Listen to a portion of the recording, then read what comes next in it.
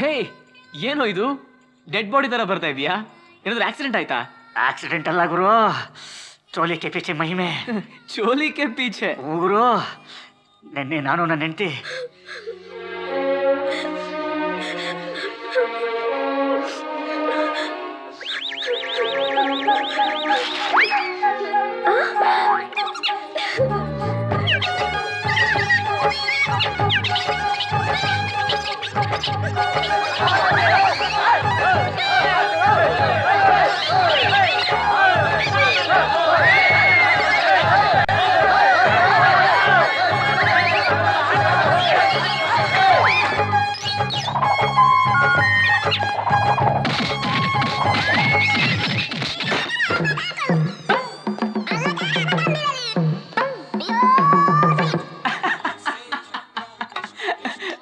ನಗು, ಚೆನ್ನಾಗಿ ನಗು.